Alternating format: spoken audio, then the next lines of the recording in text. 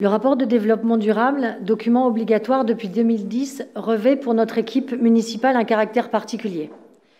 Nous avons changé le titre pour refléter les importantes modifications que nous avons amorcées en 2021 dans la structuration de ce rapport.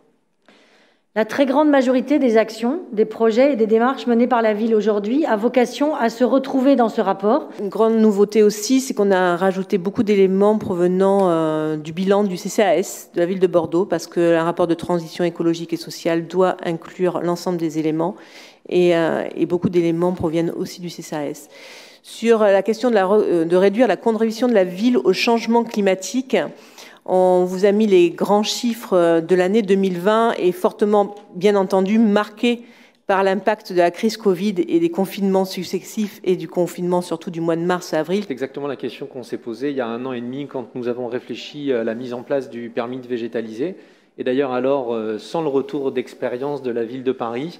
Et donc, en ce qui concerne les pieds d'arbres, nous avons décidé de ne pas autoriser la végétalisation des pieds d'arbres. Donc, nous n'aurons pas à faire face à ce problème. J'en suis heureux et j'en profite pour remercier les bons conseils de la direction des espaces verts de la ville de Bordeaux. Et en ce qui concerne les autres installations, elles sont toutes soumises à un nom. C'est-à-dire que ce soit un collectif ou une association, il y a une personne désignée responsable. Et si cette installation n'est plus efficace parce que le collectif n'est plus ou parce que l'association n'est pas suffisamment compétente, dans un premier temps, nous proposerons notre aide, notre expertise, celle des jardiniers de la ville. Et puis si ça ne fonctionne pas, à ce moment-là, nous revenons en arrière et nous enlevons, mais uniquement aux endroits précis, les permis de végétaliser. Sur le territoire zéro chômeur, il faut d'abord qu'on soit retenu. Je vous rappelle qu'on est encore au stade de la candidature, qui sera déposée dans les prochaines semaines. Après, il y a à peu près un délai, en théorie, de 3 mois d'études. Alors là, comme on va tomber entre les présidentielles et les législatives, on peut supposer que le délai sera peut-être un peu allongé. Et puis dès qu'on est retenu, si on est retenu, on pourra engager les premiers emplois rapidement, puisque quand on dépose le dossier, il faut que la première entreprise à but d'emploi soit créée. Et c'est ce qu'on est en train de préparer. Sur les fumées noires, effectivement, on a été assez rapidement informé par le port. D'ailleurs, une communication a été envoyée au maire de quartier ici présent pour expliquer donc les problématiques. Donc, a priori, de ce que l'on sait, il n'y a pas de toxicité du fait de ces fumées. La seule chose, effectivement, je tiens à le rappeler, on n'est pas dans le cadre d'une activité industrielle du port. Il a bien été précisé que le port ne faisait que des petits travaux, notamment de la rénovation de l'intérieur des bateaux et effectivement quelques travaux sur les yachts ou des bateaux. Quand les choses se sont passées, j'ai beaucoup parlé avec le directeur en disant qu'on ne pouvait plus continuer comme ça, à ne pas informer les populations. Quand on voit le niveau auquel on est aujourd'hui, ce que la crise Covid effectivement permet de gagner, mais que derrière tout ça, il faut encore diviser par 6. Ça reprend les éléments de la fresque du climat qui vous ont été présentés en septembre. Aujourd'hui, nous sommes à 12 tonnes d'empreintes. Il faut arriver à 2 tonnes. Et donc, comment fait-on? Alors, sur la question de l'urgence et pourquoi ça ne va pas assez vite, nécessairement, ça doit aller vite, mais c'est tellement profond, ce changement.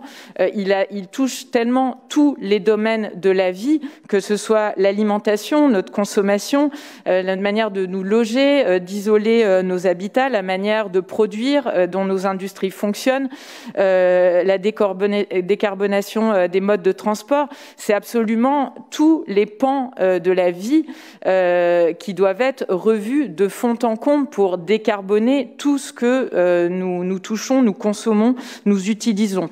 Donc, quand bien même ça doit aller vite, il faut forcément du temps pour mettre tout ça en œuvre. Sur les particules fines, en fait, les chiffres que vous avez sur les particules fines sont les chiffres annuels pour le coup. Et pareil pour les NO2, c'est les chiffres annuels. Et donc l'impact du confinement sur le NO2 a été très important. On voit qu'il y a une énorme baisse, et voire pratiquement à 0 au moment du confinement. Donc sur l'année, on a un fort impact. Par contre, sur les particules fines, ce n'est pas que la circulation, c'est le bois de chauffage.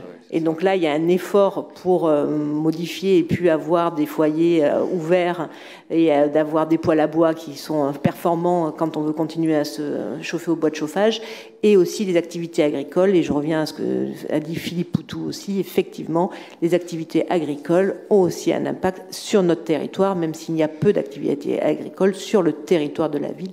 Et là, effectivement, les modes après d'action du maire de Bordeaux sont plus limités, mais en tout cas, c'est un sujet qu'il faut adresser. Nous sommes qu'au début des nouvelles orientations et de la transition écologique et sociale de Bordeaux que nous voulons réaliser. Pour nous, ce qui est important, c'est de nous placer sur la bonne trajectoire, et nous pensons que nous nous situons sur la bonne trajectoire. En tout cas, sachez que nos objectifs sont ambitieux, que ça va nous demander, à un moment, il faut être capable d'affronter des hostilités un peu ambiantes. Il y a des décisions difficiles à prendre, vous le savez, Monsieur Pereira, comme nous.